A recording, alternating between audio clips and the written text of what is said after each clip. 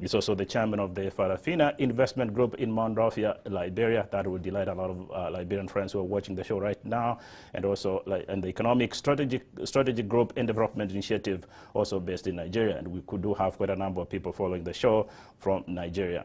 Professor Lumumba is also a director and the chief executive of the Kenya School of Law and a former secretary of the chief executive of the Constitution of Kenya Review Commission, KDRTV. He's also a former lecturer at the University of Nairobi and the United States International University in Nairobi and Wetna University as well in Nairobi. He's also written quite a number of books and is a very recognized speaker. I think some people have described him as one of the most eloquent African speakers in history. Professor Lumumba, also as noted before, is the founder of several organizations, but more importantly and relevant to our show today, we'll be talking about the Lumumba Foundation, a charitable organization that has been in operation since 1990. Professor Patrick Lumumba has been twice recognized as one of the 100 most influential Africans. And so on behalf of KDRTV and One Voice Consortium under the able leadership of Dr. Robert Yuri, we're so delighted now to be joined with Professor Patrick Lumumba, who is joining us live from Nairobi, Kenya.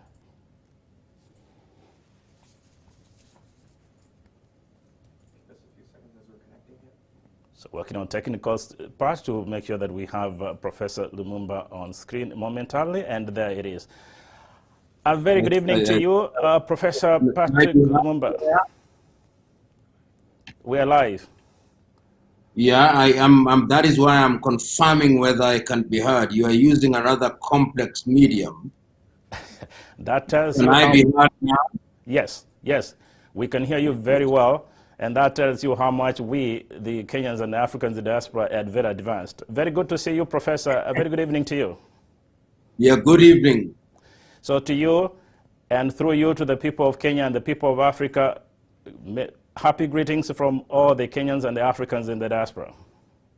Thank you. If I assume that I'm speaking on their behalf, thank you very much for your felicitation. You sure will. You sure will in a moment. Professor, before we get to the conversation, allow me, on a personal note, send my appreciation to you. I followed you for so many years, over 2 decades plus, as a young person in school and later as a professor. Your work as a professor, your work in terms of democratization process, and more importantly, your work as a Pan-African is highly recommended, and I appreciate you for all you've done for the continent of Africa. Thank you very much. We only play our part, as Mwalimu Nyerere famously said. We only play our part, and that's part of what we'll be doing on the show today. So with you, let's begin from what is happening around the world. I think with coronavirus, things have changed really more than we thought, especially in the United States. What we've seen a lot of people really lose their lives. We've seen businesses go down, and so we also have seen even governments really trying to rearrange their socio-economic and political strategies. From your take, how are you going through, or how are you experiencing the coronavirus pandemic? And more importantly, what do we learn from all this experience of COVID-19? It is true that this is a pandemic like no other. In our lifetimes, we have never experienced anything like this. And Africa has been, of course, in varying degrees, been shut down from Cape Town to Cairo, from Djibouti to Dakar, from Kinshasa to Tripoli, and the impact on the economy has been monumental. You will know that a country such as Kenya, which depends on tourism, has been hit very hard, as indeed has been South Africa. And in truth, many African economies have shrunk, despite the statistics that your typical governmental officials will give you. In the tourism sector in Kenya, for example, the very conservative estimate is that we have lost nearly 2 million jobs. And just to give you an idea of how this devastating thing has been, in the month of August, Kenya received no more than 5,000 tourists. And that is emblematic of what is happening across the continent of Africa. And not any sector has been left untouched, whether it's tourism, agriculture, manufacturing, and all the other areas that we are familiar with. It is a pandemic like no other. Very true, and I think in human history that happens, and whenever it happens, we don't necessarily look at it from the negative perspective. We also look at from the positive side of it, what is it that we learn. Especially in the United States, as I know you follow very closely, the pandemic has literally defined the just concluded elections in the United States, and the new administration here in the U.S. will definitely have a monumental task of ensuring that they really put this pandemic under control. Now, from where you are there in the capital, Nairobi, and a lot of Kenyans around the world, many of them who are right now watching you very closely, they're really curious to see or get your take on how the government, and I know it's a political question, but please be free, be as neutral as you can. How responsible is the current government in respect to really controlling the pandemic? Not neutral, being truthful. The truth is that the Kenyan government, to the extent that is humanly capable of being assessed, there is a sense in which the initial response was quite commendable because we were dealing with an unknown. So you will be familiar that we have had shutdowns, we have had schools closed, and indeed they are closed until the month of January. We have had restaurants and other critical sectors of the economy being affected because the government was quite conscious that you needed to take drastic measures in order to tackle this pandemic. There is a sense in which the Kenyan government has followed the guidelines of the World Health Organization very religiously. As to whether that has been effective is another debate.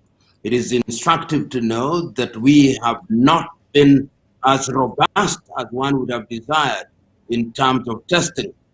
And indeed, experts will tell you now that when we talk of numbers which have grown, it's simply because we are testing a lot more robustly now, and that is a good thing. But of course, there is a balancing up. There is a sense in which when your economy is almost 50% formal, you cannot be as drastic as one would be, for example, in the Western countries where there are social safety nets. But the government, on a scale of 1 to 10, in my view, has performed at the level of 6, which is commendable. And that has been informed by certain practical realities on the ground. And different countries have had different approaches, and therefore it is not one that can be assessed on the basis of what other countries have done, but specifically on the peculiarities and particularities of the Kenyan environment.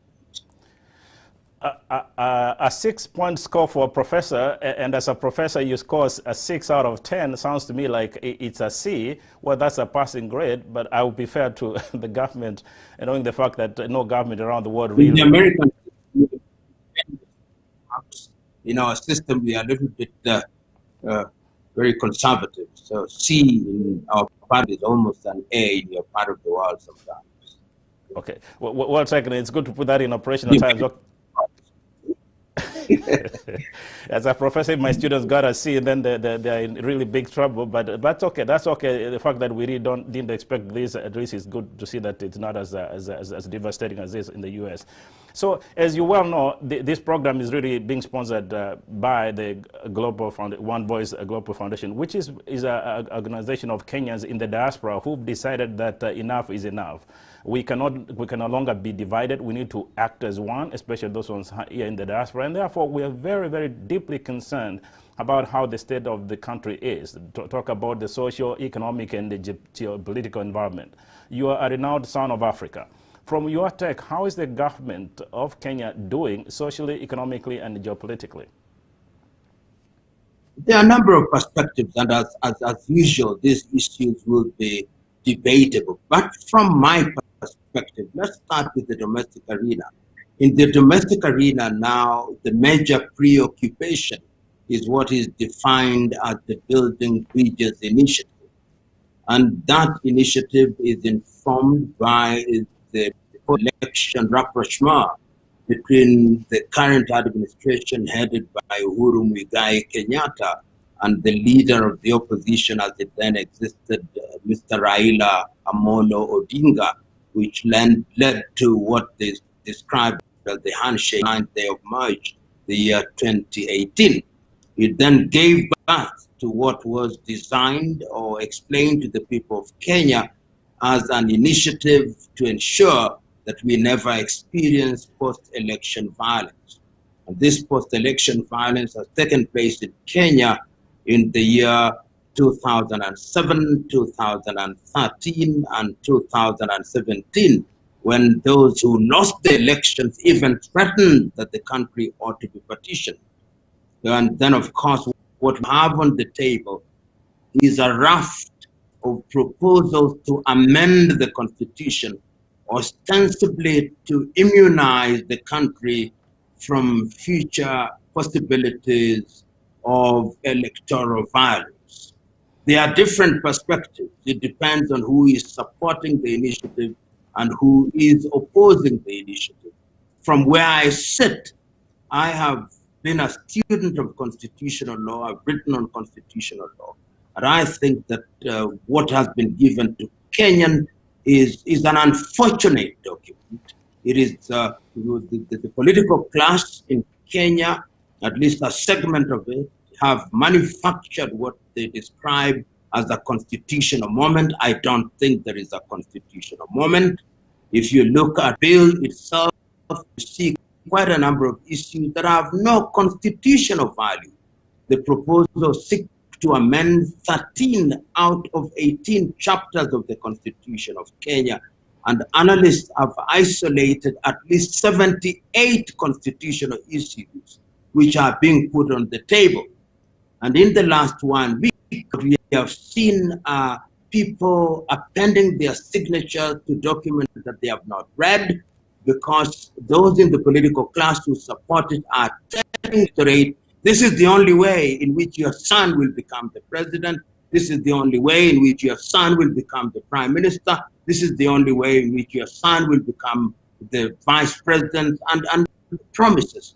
So in a nutshell, the BBI report as it is now has divided the country more than it desired to unite the country.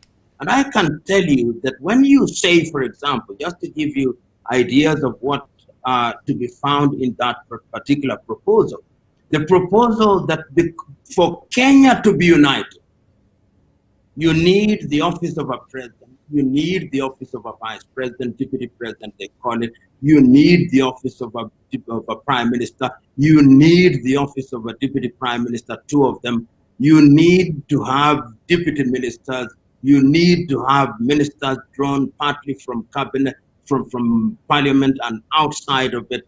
You need to have a parliament whose number is indeterminate, because we are told using the number of parliamentarians from 290 to 360, but if you don't elect either gender, then you'll top up to ensure that there is 1/3 of the other gender. In fact, the possibility, and this is speculation, if that were to happen, for example, as has happened in Kuwait today, where all men were elected, then it would mean that we would top up and the Kenyan parliament would be over 600, which would be the largest parliament in the world relative to our GDP and population. These are things that we are not talking about, because the Kenyan politician is looking to the next election and is completely unworried about the cost implication. You already know that Kenya has 47 governors. The United States of America has 50 and has 5 other regions which you are aware of, or entities which you are aware of. And the GDP of Kenya, which stands at 100 billion, is perhaps many times smaller than the GDP of the state of California. In a nutshell, anybody who analyzes the proposals in the BBI honestly, without any jaundiced political intentions, would know that this is nothing but a Trojan horse by the political class to create offices which would allow the putting together of ethnic kingpins for the purpose of winning an election. It is an unfortunate situation, and unfortunately, typically, because we have this into what I call atavistic ethnic jingoism.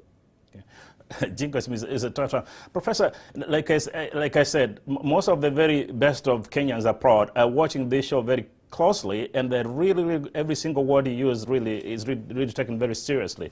I know previously I'm very deliberate in every word that I use. I'm very deliberate. I don't use words in an idle fashion. I appreciate that. So in a previous, I think, presentation, you dismissed this, the PPI report as more of a political document, not necessarily a constitutional document, which is okay, and I think you're a constitutional lawyer.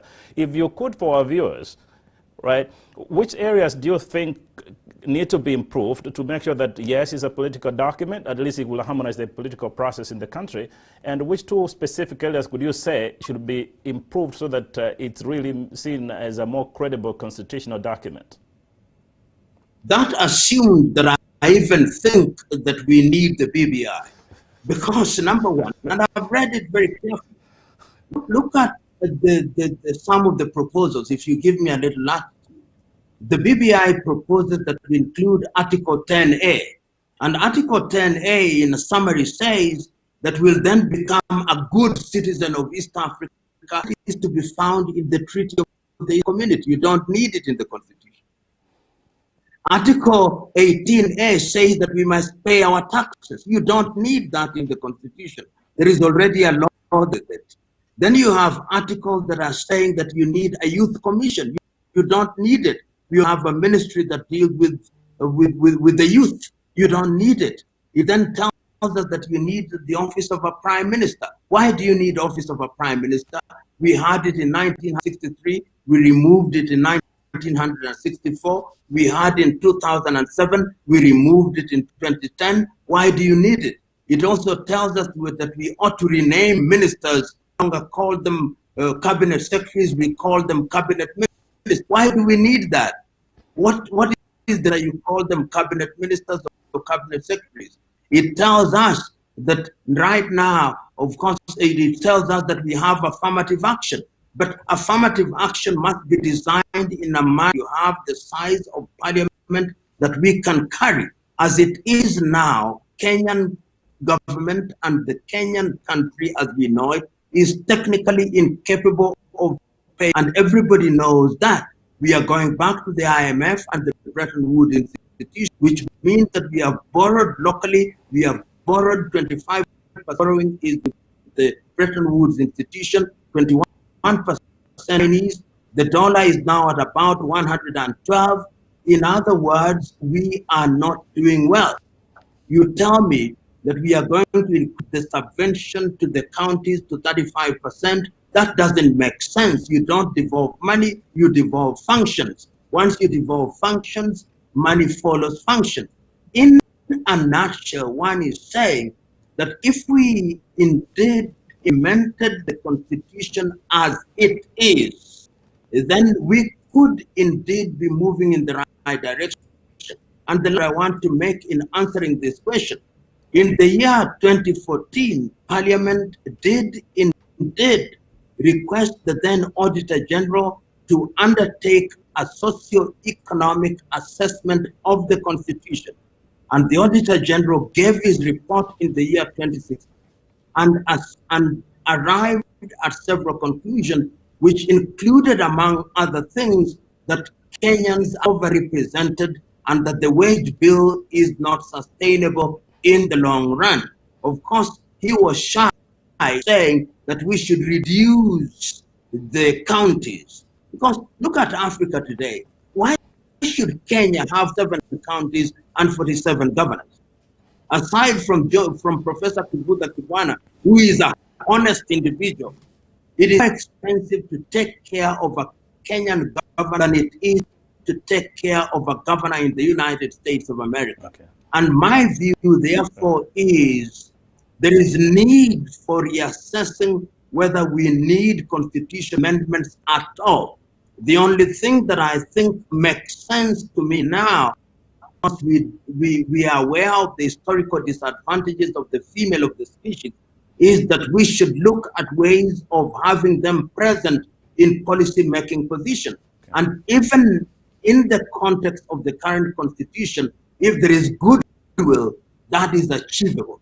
In a nutshell, BBI is an unmitigated, by certain members in the political class to ascend to the presidency, to ascend to the prime ministership, and to create an environment where they can have political pacts for purposes of short-term political gains. It has nothing that will benefit the Kenyan community, which cannot be addressed legislatively or through policy or through effective and total implementation of the current constitution. Thank you, Professor. And I think you speak well to the diasporans who are really very, very concerned about what's happening in the country. And I personally, and I don't want to use this platform as to air my views, I should be as neutral as I can. Obviously, there's a very deep concern for me. Why do we even need the 47 counties across Kenya? Why do we need the office of the Prime Minister? Those are some of the positions that really concern me. And particularly when we talk about individuals really wanting to take control of the social and economic status of the country, especially in the 2020, that's extremely unfortunate. But talk to the diasporans, the Kenyans abroad who are watching this show and who will obviously be watching in the days to come. One of the reasons why One Voice Consortium is doing this is we want to find a common ground where we are not just under the table in a foreign country. We want to be at the forefront of helping our country grow so that it's competitive in the current global economy. So speak to the diasporans abroad. What areas do you think we as Kenyans in the diaspora should play in ensuring that the country moves forward, socially, economically, and geopolitically? A number of things. First of all, it is important to appreciate that the diaspora makes major contribution to the Kenyan economy. In fact, there are those who say that during this period, the high amount of money that Kenya received was from men and women in the diaspora. And that does give you a very important role to play in determining how we utilize our resources. In the political arena, you in a very influential position. And many of these politicians travel to different parts of the world, the United States of America, Europe, and Australia, to raise funds when they are competing for political office.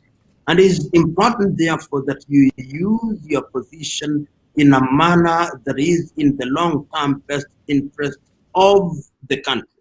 What I must say, and I must say this without fear of contradiction, quite a number of people in the diaspora have been divided along ethnic lines. And therefore, when these politicians come to you, they come to you as Kisis, as Kikuyu, as Luos, and your ideas and your reaction is then jaundiced. They tell you, we will become president, we Luos, we Kikuyus, we Kisis, we Kambas. I am of the view that you have a duty to help the politicians liberate themselves from these very narrow ethnic thinking, because that is not in the long-term best interest of the Republic of Kenya. What we want is a Kenya that is united in its diversity, where people compete on the basis of ideas on agriculture, on education, on engineering, on innovation and invention, and the fourth industrial revolution and its dividends. Being Kamba, Luo, Luhya has very little value in building Kenya that we want. In the economic arena, we ought to rationalize. As you've rightly alluded, I am myself of the view that you don't need 47 counties. And I was very intimately involved in the process of constitution making in the year 2001. And when we went to the bombers of Kenya, we were very clear that Kenya should have no more than 18 counties, because then you have units that are economically viable, that have a tax base. And as it is now, the political class have succeeded in persuading Kenya that there is some ethnic attachment to these counties, and is therefore politically very difficult to reduce them. And it requires political courage to reduce them, or a crisis of one nature. I've seen in the recent past in South Sudan, they have succeeded in reducing their provinces from 32 to 10. I hope that we will have that courage, because it has major economic implication. There is not a single county in Kenya which can raise sufficient taxes even to pay salaries, which means that Nairobi, which generates about 60% of revenue, is what everybody looks to. So there is need for us as a country to sober up and to engage in a very uncomfortable debate whether we don't need larger units, with the current counties being sub-units for purposes of implementation of services. On the level of social intervention, there is need for very serious civic education. I'll give you a very practical example. There is a young man who is a doctor who I'm mentoring. This young doctor was employed in Siaya County, in Bondo sub-county, which is my Aboriginal sub-county, and he was made to lead that county on the ground that he is Luo, but he's from Migori. You can see how narrow that kind of thinking is. That you are saying a doctor is Luo, but because he's from Migori, he cannot work in Siaya, and you see it in the appointment even of vice chancellors at universities. If you go to many of the public universities in Kenya, if you go to Maseno University, it's a Luo. If you go to Kibabi University, it's a Luhya. If you go to Masinde Muliro University, it's the same thing. If you go to Karatina, it's the same thing. And if you go to Machakos, it's the same thing. How can a country in the 21st century be running on the wheels of what I described earlier as atavistic ethnic egoism? It is a recipe for failure of a nation, and we only have to look at what is happening in Ethiopia right now between the federal government and the Tigray region to know that if we don't change our ways, we are setting ourselves up for the collapse of our nation on the basis of the activities of myopic, low-voltage ethnic warlords. I'm using words deliberately. They are harsh deliberately because this is a period when we cannot afford to wear velvet gloves when we are talking about the future of our country.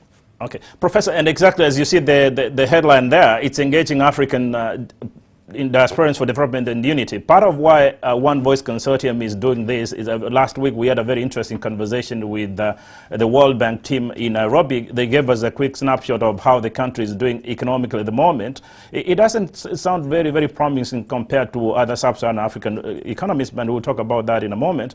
But I think one point that we've agreed with One Voice Consortium is that we really need, especially we here in the diaspora, need to be the face of Kenya. Regardless of where we are from, whether it's Kisi, Kikuyu, whatever it is, we have an agreement here that we are going forward to talk as one. And I think that's the message we're softly sending to the capital, that when you're dealing with the diasporans, it's not just for remittances. And I think when we are viewed as a people who contribute remittances, I think that's a narrow view of what the Kenyans in the diaspora can do. Quite frankly, if you look at the composition of the One Voice Consortium, it's really comprised of the very best of Kenyans and Africans. You have very high-profile lawyers. You have high-profile medical doctors. You have people in businesses who have done wonderful, wonderful jobs in the diaspora. And they're thinking, wait, I think it's enough. I'm not growing young, and I need to make a contribution to the capital or to our home countries. And I think that's a message we're trying to pass by having you on the show. So as again I said in the intro, Professor, you are a great son of not just Kenya, you are a great son of Africa. There are quite a number of people, I know we're being streamed live to Ugandan websites. Cameroonians are watching this, Nigerians, Liberians, Ivory Coast, they're watching this. Let's move further and talk about what you really love most, Pan-Africanism. Now, if you look at what's happening, I think, not to mention about the southern side of the African continent, there is a crisis in the neighboring country in Uganda. It's not as stable as it. You just mentioned Ethiopia is not stable. You look in South Sudan, there's a crisis. Somalia is not as stable as it is. You go to Nigeria, Nigeria is still crying. If you go to Ivory Coast, President Ouattara, still there is a crisis there. And if you look at North Africa, we can't mention enough the problems that are happening there. It's almost 50, 60 years after independence. We're talking about political independence, but quite frankly, based on the assessment, it doesn't look that we're doing a good job. You've traveled across Africa. What is your quick synopsis of what's happening across the continent?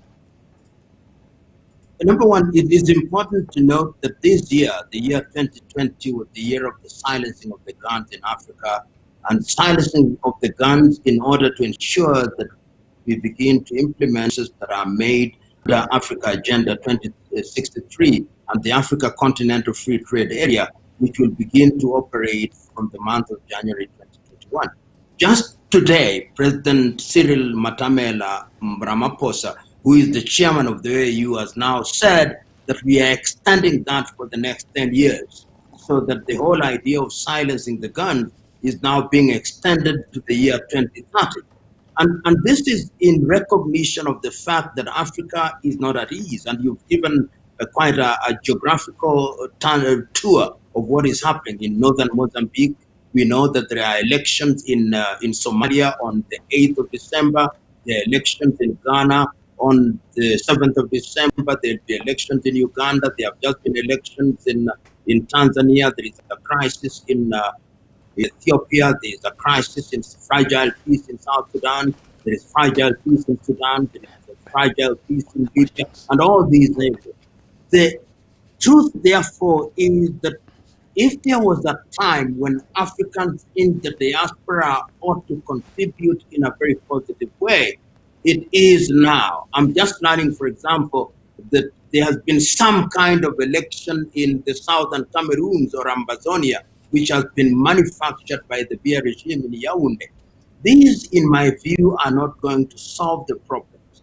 I think that there is a case for you who are out there, you who are involved and engaging other governments and engaging in a totally different environment, to begin to be engaged with the African Union. And your engagement with the African Union will be at the Pan-African level. But depending on where you are geographically placed, if you are in South Africa, there is need to engage very constructively with the SADC administration. There is need to engage with East African community. There is need to engage with East African community. There is need to engage with ECOWAS, Central Africa, and the Maghreb. And when you are engaging, it is important to engage at the following levels. Level number one, the need to ensure that there is peace and tranquility.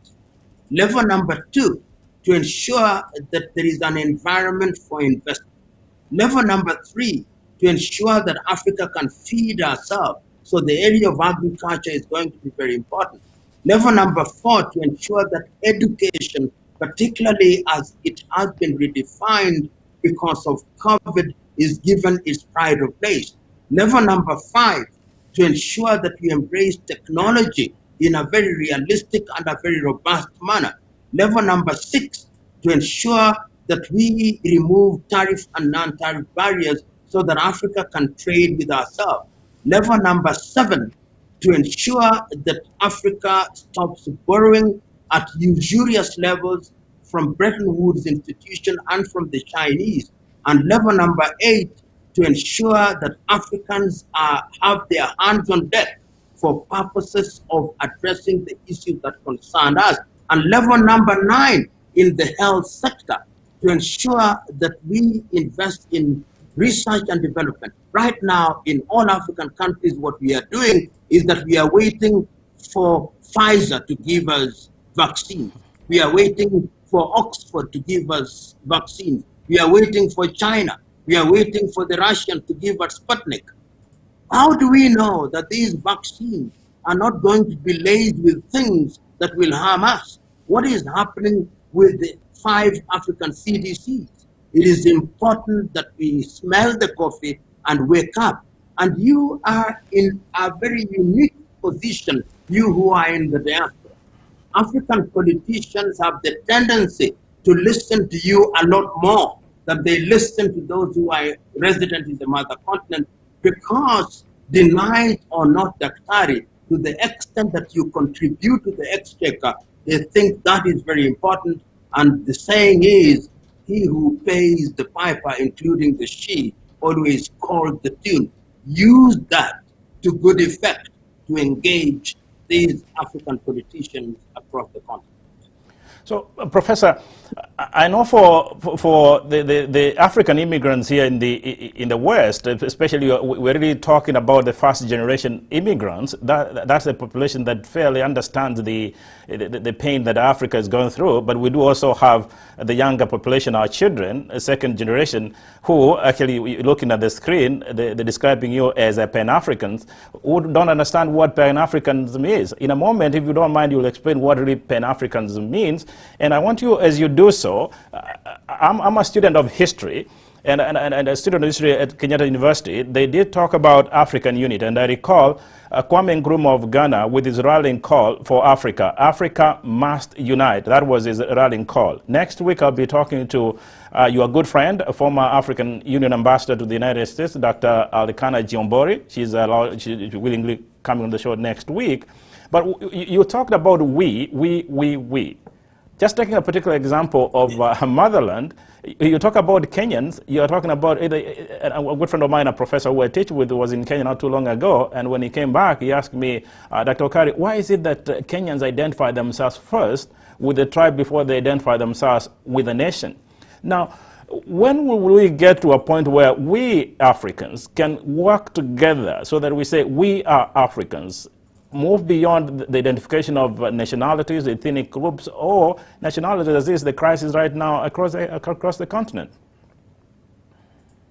I think the question you posed to me was answered by Julius Kambarage Nyerere in 1997 on the occasion of the 40th anniversary of the independence of Ghana. He spoke in Accra, Ghana, and he said that we in the African continent have the tendency to identify ourselves as Tanzanians, as Ugandans, as Kenyans, and South Africans. And he said, luckily, the rest of the world does not see us in that way. The rest of the world just sees us as Africans. And he gave an example that whenever he travels to different parts of the world and there is a crisis in Sierra Leone, they ask him, what is wrong with Africa? And he posed the question, when a European head of state, say a German chancellor, travels to other parts of the world, they don't ask her what is happening in Chechnya. And his argument, therefore, was that we ought to recognize that the boundaries that were bequeathed to us were artificial, and that therefore these boundaries should not be barriers, but they should be bridges. But he said we ought not to be naive, to assume that when we talk about Africa, we are talking about a homogeneous people. We are talking about heterogeneity. And he said that that cultural mosaic is united by a few fundamentals, which fundamentals were identified by Kwame Nkrumah in 1958 in Accra, Ghana, when he said that our countries were divided arbitrarily and inappropriately, and most of them are not viable. And for that reason, we should emphasize on the things that unite us, not the things that divide us.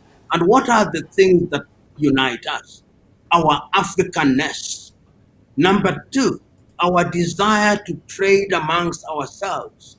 Number three, the diversity and the richness of our culture. And that when we do these, it is going to be easy for us to relate with other civilizations. And that brings me to the question that you did not pose directly, but which I choose to answer, is what is Pan-Africanism? There has been a tendency to intellectualize Pan-Africanism, to philosophize Pan-Africanism, even to romanticize Pan-Africanism. But I want to simplify it.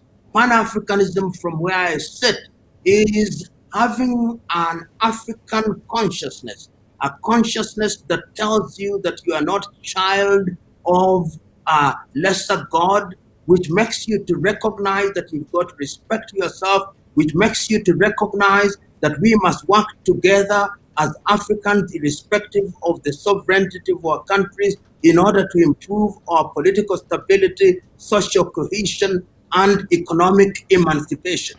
In fact, I'm saying that as I'm reading a book written by Greg Mills and Jeffrey Ebbers called Africa's Third Liberation.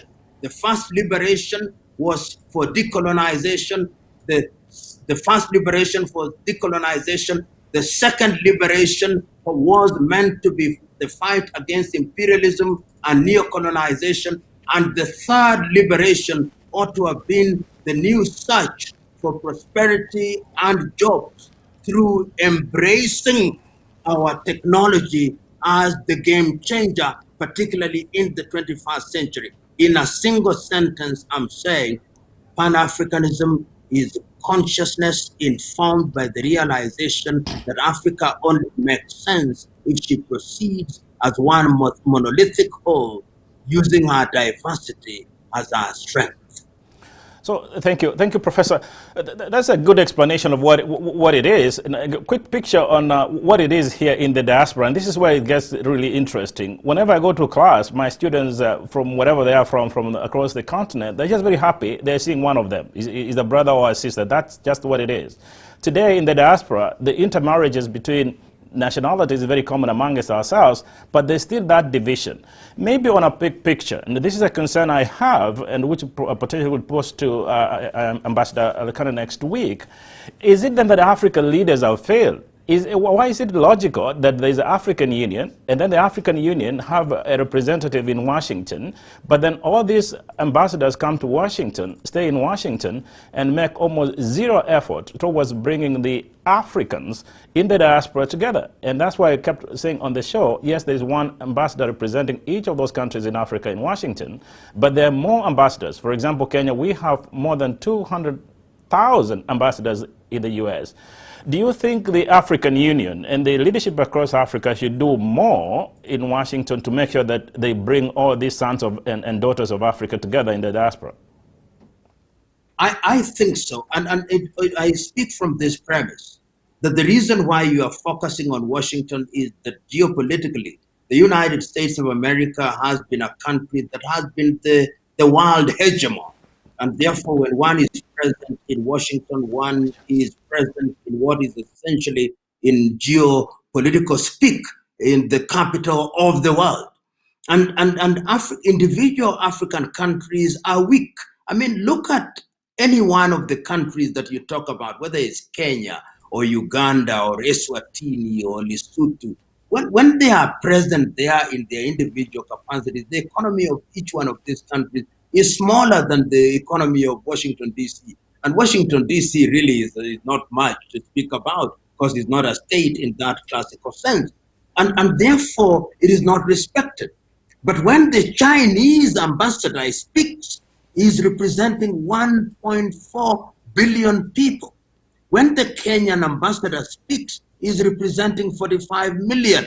Suppose that we had one ambassador representing the entire continent of Africa and all the others from all the other countries were simply deputy ambassadors. Because you are speaking about Africa, the United States of America would have to listen because you are talking about a continent that is the second largest continent in the world. In fact, I suspect that Africa is bigger than Asia, but they do it through their cartographers to make it smaller.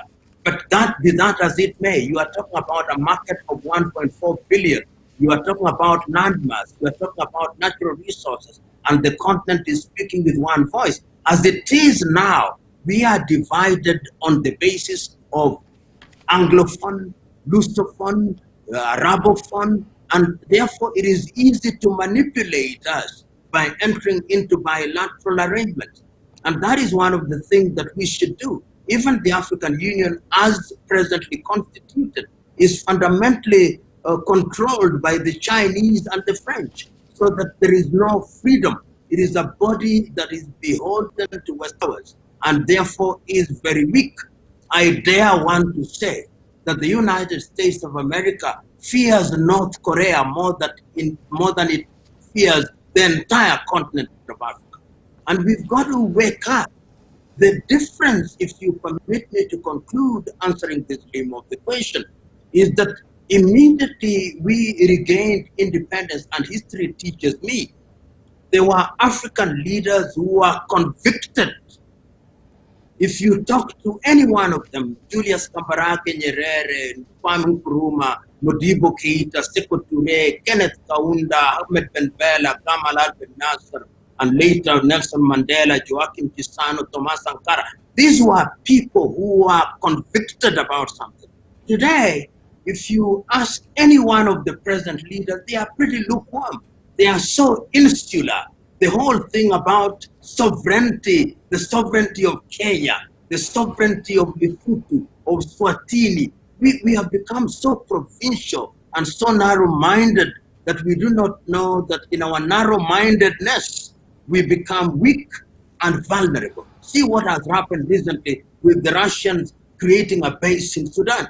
And all these bases that are created around the continent of Africa, whether by the Chinese or the Japanese or the Americans or the Russians, are making us countries which are ripe for recolonization unless we think otherwise. And you in the diaspora, I say this ad nauseum, you have a greater role because you have now been recognized by the African Union as the 6th region of the continent of Africa. Use that position to good effect.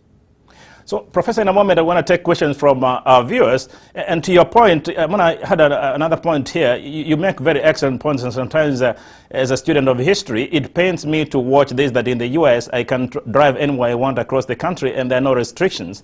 But our brothers in Burundi cannot cross the border to Rwanda. That's unfortunate. And you did mention about recolonization. It's interesting that from history, our departed friend, the late Professor Almaz was actually one of the architects of the recolonization theory. His argument was that some stable African countries can recolonize Africa for social and economic growth, but unfortunately that doesn't sound to be true.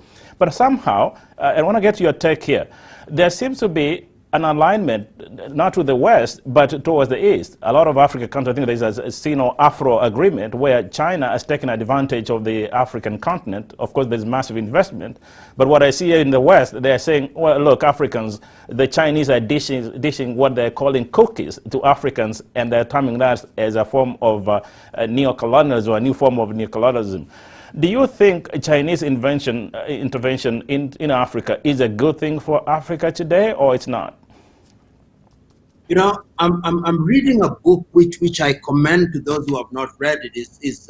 Is Why Foreign Aid Isn't Working the Trouble with Africa by Robert Calderisi.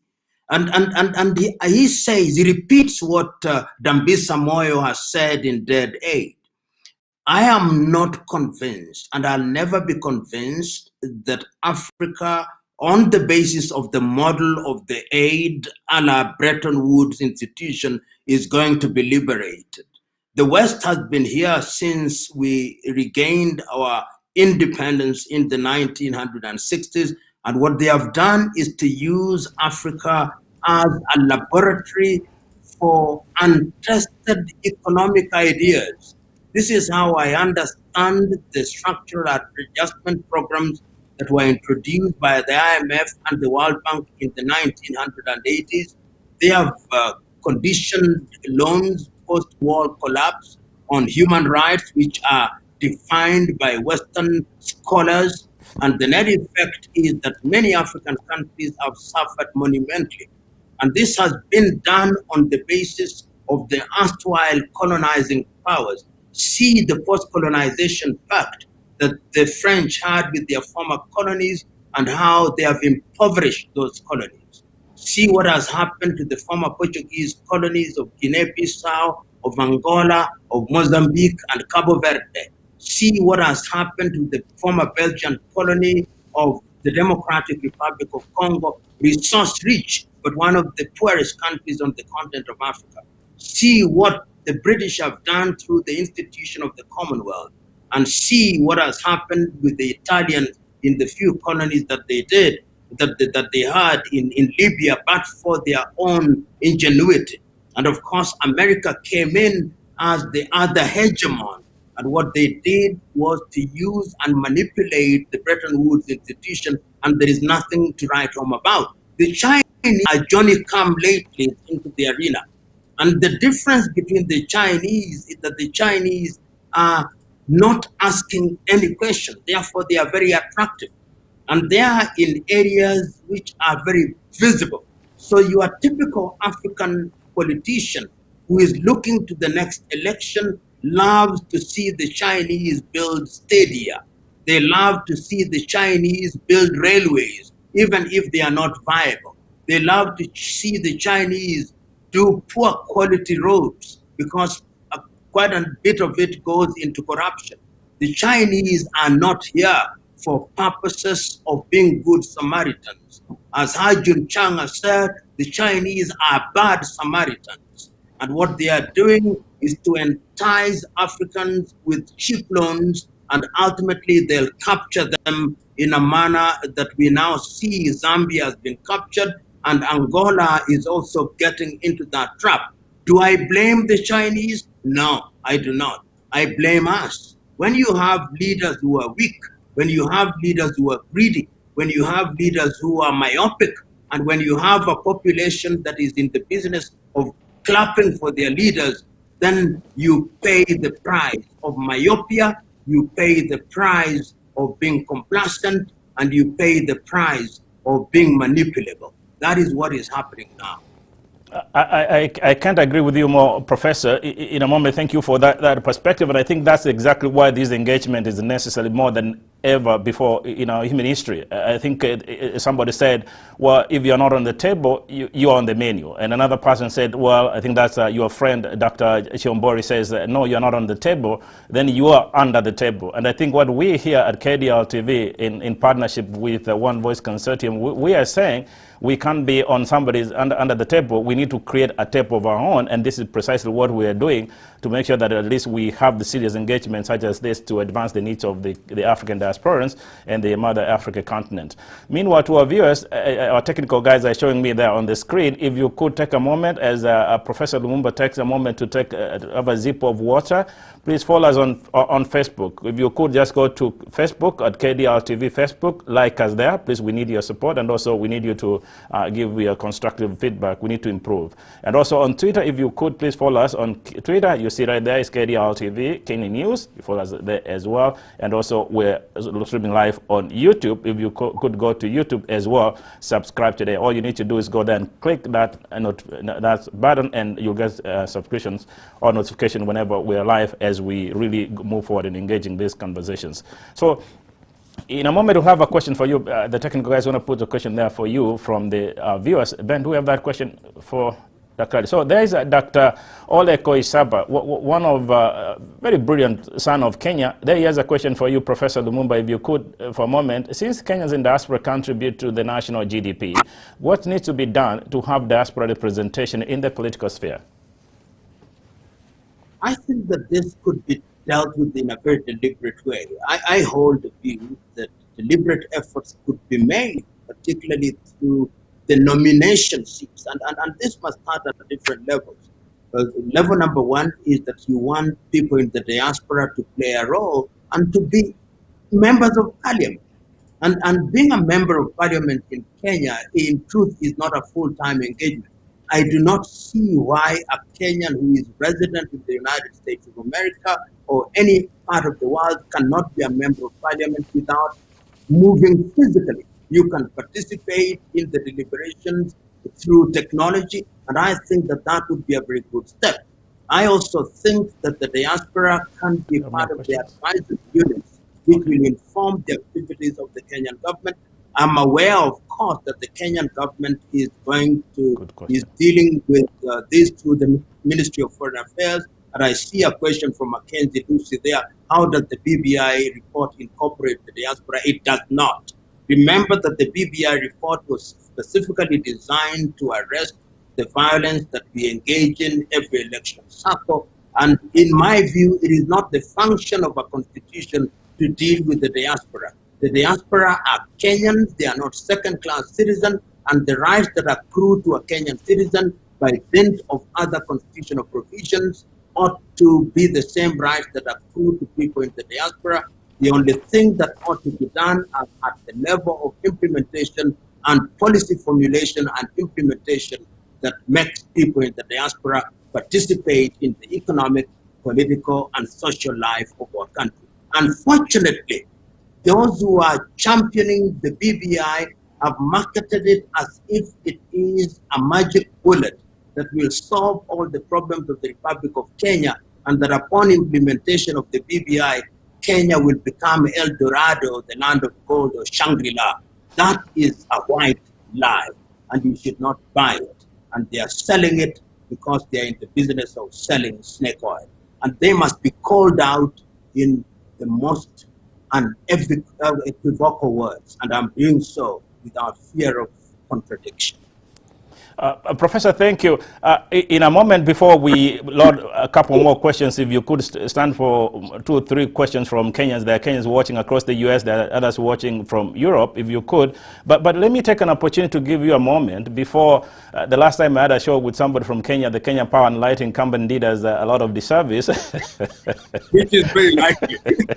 which is very likely, and I don't want to get in trouble with that. If you could please, to our viewers, I know you're doing incredible work for the continent of Africa. If you could talk to diasporans about the Lumumba Foundation, PLO Lumumba Foundation, what is it and how can African diasporans help achieve your objectives?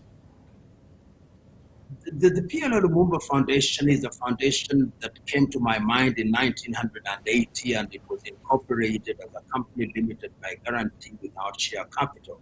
And the idea came when I saw a white lady visited me, and she was paying school fees for a boy at Starehe Boys Center. And I asked her, "Are you rich?" She said, "No, I'm sacrificing." And I said, "Why should a white lady be paying school fees for a young Kenyan in Starehe?" And that is how I started to donate 10% of my income and income from my publications and other engagements to this foundation.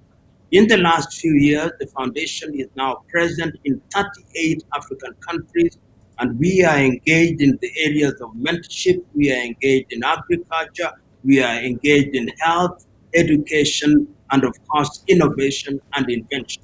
One of the most unique things is that young people themselves are doing amazing things, paying money to achieve many things. We are doing things because of the energy of these young persons. And as I've said, we are present in 38 African countries and 10 countries outside of the continent of Africa. We are collaborating with governments. We have just asked the Kenyan government to work with us in the area of education for purposes of helping young people in disadvantaged areas where you need digital learning. We are working on in the area of health with young girls, in the area of provision of sanitary pads. But our mentorship program, to me, is the most important because it empowers people to solve their own problems. And we are doing this. One of the things that we don't do is to receive money which undermines our dignity. Okay, keep on. Yes. So in my view, I think we are making our contribution. We are under no illusion. We don't pretend that we are solving problems. We are simply playing our part. We are part of the ocean. We are merely a droplet. We are part of the forest. We are merely a tree. So the second part of that question, to be more clear, Professor, how could the diasporans, Kenyans and African diasporans, help you achieve your objectives? By supporting some of our initiatives. The thing that we'll be doing next year is to work towards the establishment of an endowment fund. We believe that if we have an endowment fund, and our aim in the next 5 years is to establish an endowment fund of about $1 million, because once that happens, then we will be in a very good space in terms of deploying our resources, intellectual and otherwise, to energize people across the continent. And I believe when the time comes, we will approach people in the diaspora to help us make sure that we raise $1 million to that end with proper governance structures. Because Africa is also famous for men and women who use foundations such as these for purposes of collecting money and using them for their personal benefit. We want to ensure that that does not happen, and that when we collect money from people, it is used for the correct reason, not for a personal satisfaction. Okay. Good. Prof, do you have 2-3 minutes for additional 1 or 2 questions for Kenyans? I know it's late in Kenya. before the Kenya Power and Lighting does a disservice. There's a question for you, PLO. You indicated that the diaspora reactions are jaundiced, whatever that is. What, in your opinion, can the diaspora community do to remedy this? I did not say that they are jaundiced. I simply say they should not be. They should not be, because there is the tendency, and I've seen this, when the political class come to Kenya, and I follow them quite keenly, they come to Kenya and they meet you. They may meet you as Kenyan. And if they come from a particular ethnic group, they'll have another meeting with their ethnic group, and they tell them different things. I think that is the kind of thing that we should avoid. Tanzania does that a little better than Kenya, because in Tanzania, this ethnic division is not as pronounced. I'm saying that going forward, you've got to call these politicians to order. Tell them that you are Kenyans and you are not going to be divided on the basis of your ethnicity. When you're in the United States of America, you do not care. When you want a good worker, you just want a good worker. When you are Kenyans, you are just Kenyans. Why should it be that when you come home, somebody is now telling you that the President of the Republic of Kenya must be Kamba or Luhya or Kisi? I don't care who it is. I just want a man or woman who will use his position of honor and privilege to serve this country effectively and to use my taxes well. It doesn't matter to me the ethnic origin or affiliation of my president or my minister. And I think that is what we ought to do going forward, so that we don't care from which ethnicity a president or a prime minister comes from. As it is now, we are so wedded to these ethnic warlords that it undermines our ability to be objective. I'm one of the few people who is occasionally trolled because I'm seen as a traitor to my community simply because I speak the truth as I speak. Okay, but good. I think that's a fascinating conversation. I don't know whether we have Shiuri on there. So, again, for our viewers who are watching us, I think we're running out of time. If you could, again, go to our Facebook page, if you could follow us there, that would be good for you. And if you have any questions, please feel free to put those questions there and or comments. We'll forward those questions and comments to the professor, and we'll obviously be having more engagements in the future. And then those questions can be posted as well to those ones who come. Again, you can also follow us on Twitter, where they're streaming live. We're on Facebook, on YouTube. If you could go to YouTube as well and subscribe to our show. So do we have Shuri? Are there any leaders' engagement for a united Africa? I am aware that there are leaders. Matemela Cyril Ramaphosa of South Africa, who is the chair now, he is trying to be one of those leaders, but the enthusiasm is not there. The enthusiasm, the vigor and the enthusiasm of the first generation leaders is not there. Yoweri Museveni used to be, but is no longer in that direction. So when I'm asked about leaders who are truly wedded, I can only mention people who have had the advantage of speaking to. President Magufuli talks about it, but I would want to see more vigor. Nana Akufo-Addo talks about it because he's the chairman of ECOWAS. I want to see more vigor. In other words, I'm saying that there is need for leadership at all levels. I think we are also part of the problem. We leave this particular matter to the political class, but I believe that leadership should come at different levels. I want to see leadership in the political arena. I want to see leadership in the academic arena. I want to see leadership in the business arena. And once that is there, the politicians will be beaten into line. So let us not leave the serious issue of leadership to the political class. In fact, they have only succeeded in letting us down, and that is an oxymoron. So, Professor, can I ask you, on a very light note, you've talked about leadership. Leadership is really key, and I think that's where we are saying a lack of chemistry and a lack of passion from leaders such as the likes of Kenneth Kaunda, the likes of Namnadi Azikiwe, the likes of Jomo Kenyatta, who really led the Pan-African movement. I think that's where we have a problem. But from your take, from Nairobi or from Kenya, who among us, the Kenyan leaders, do you see who can stand up and champion the ideas of Pan-Africanism? Of the current politicians? Yes. None of them. These are provincial leaders. These are local leaders. These have nothing. Even when they claim to be Pan-African, they say with their mouths what they do not believe in their hearts. When you are Pan-African, it's self-evident. Professor, that's a very powerful message to diasporans. They hear you loud and clear. So again, for our viewers, I think on the screen, so happy to have on the screen, that is Dr. Robert Shiuri is joining us live from Columbus, Ohio. He's the founder and president of One Voice Consortium, and happy to have him to make a quick statement. Dr. Shiuri. Thank you, Dr. Jeremiah Okari from KDRTV. Thank you so much, Prof. PLO Lumumba. We love you, we appreciate you, every word you say, we follow you, and diasporans are happy to listen to you. We have people calling me from all the continents, as far as Japan, Australia, Europe, South America, and even in the islands. They are all appreciating what you are telling us here. And we know that you've been a good son of Africa, and other countries too in Africa appreciate what you say. And even this foundation that you have started will continue to have more and more support. Thank you so much. Under One Voice Consortium, we have many organizations that continue to look at issues to improve the welfare and the lifestyles of people in the diaspora, and also people back home in Africa, and particularly also in Kenya. And so we continue to put plans to arrange your tour for next year.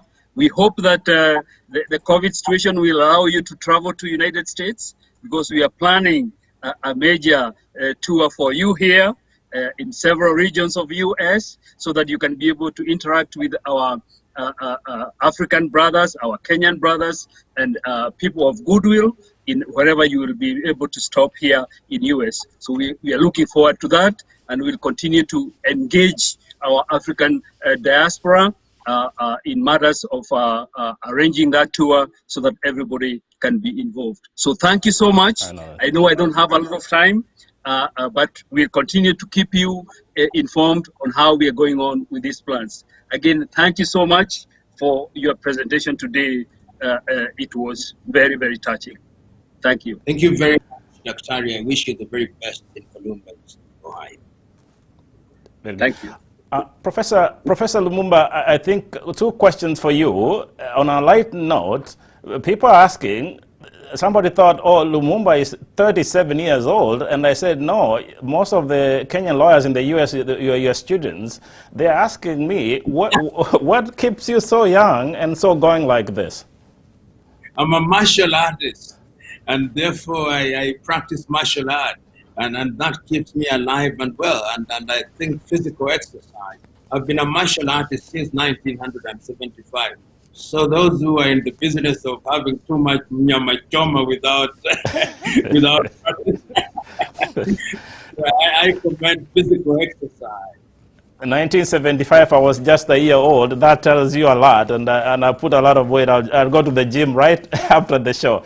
So here is a chance for you, Professor. Closing statement. There are Kenyans across the U.S., around the world, as Dr. Shiuri noted, and then there are many sons and daughters of Africa who are watching you right now and will be watching you in weeks to come. We're getting into Christmas station. What's your closing statement to African diasporans? You know, yesterday was the birthday of a great son of Africa, Robert Mangaliso Sobukwe. And he said at one time that Africa can never give up. Africa can never lose hope. Africa must not judge herself too harshly. I still hold that we have the ability as Africans working in unison, in celebration of our diversity, to realize our potential. There are a number of things that are now happening in Africa which suggest to me to identify our problem. Africa Agenda 2063 may be a product of the African Union, but I think it is our duty to give it practical meaning. The Africa Continental Free Trade Area, which is going to begin to operate from Accra, Ghana on the first day of January, the year 2021, is also an opportunity for us to eliminate the tariff and non-tariff barriers. And I believe that if Africans combine their efforts, this is a unique opportunity. The beauty also is that during this COVID era, Africans both in the diaspora and in the continent have recognized that there is no more good Samaritanism from other parts of the world. Our duty and our mantra is that we should unite and unite constructively and emphasize on the things that unite us in order to liberate ourselves from poverty, economic want, and to ensure social cohesion and political stability for this generation and generations yet to be born. It can be done, it must be done, and we are the ones who must do it.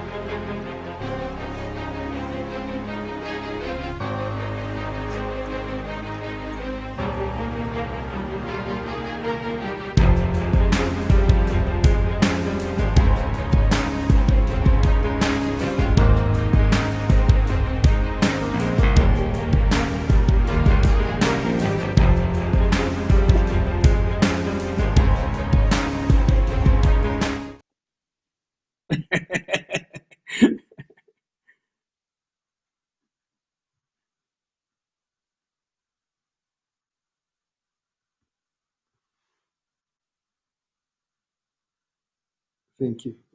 Cannot hear him.